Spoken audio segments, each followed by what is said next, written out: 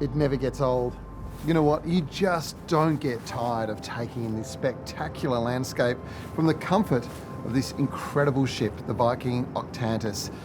Now, the whole thing with coming to Antarctica is to experience it in every sense of the word, and certainly so far we've been able to take in the scenery and enjoy the sights and the scenes from the ship.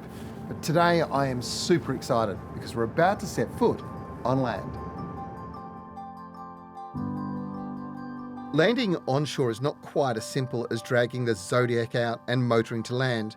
The wild, unpredictable landscape combined with the lack of man-made facilities means that Viking needs the very best in their crew and equipment to provide a level of safety and service that they are so well known for. In the end, it's all worth it. Feeling the snow crunch under your feet as you touch down on the seventh continent is truly something special, an indescribable feeling. Like with any country that I visit, I'm very interested in its history and the ecosystems. Luckily, I'm joined by long-term expedition leader and polar historian David McGonigal, an expert in everything Antarctica. Well, Trevor, it never grows old, but welcome to Antarctica. How amazing is this? What a spectacular landscape. The hut behind us is pretty significant. Tell us about this place. This is Demoy Point, or Dorian Bay, in the New Maya Channel.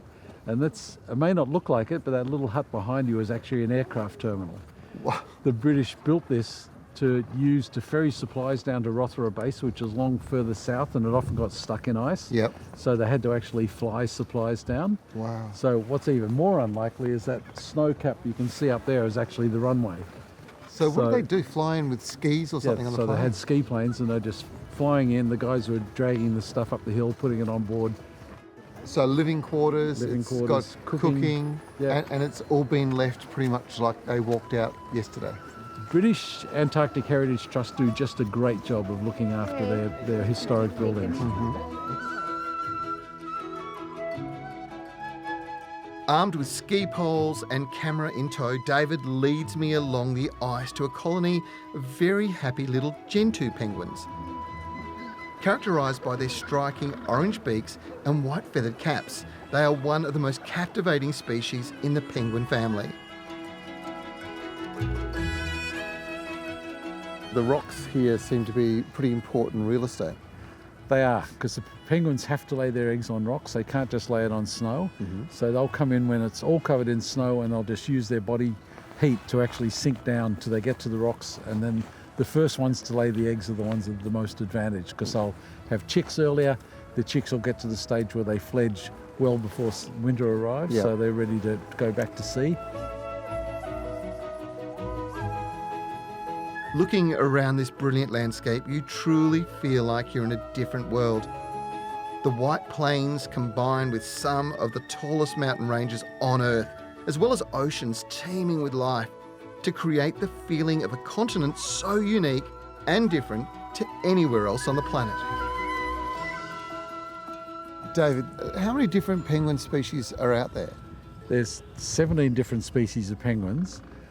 What we'll see down here in the peninsula, there's the three main types we'll see are the gentoos here. We'll also expect to see adelie somewhere and chin straps. Now, I've got to tell you, the privilege of stepping onto this continent, experiencing this incredible landscape is not lost on me. It is an absolute pleasure and something that you'll never forget. This is something that Viking bring their guests that makes it just so special. Now it's back to the ship because we've got more adventures ahead.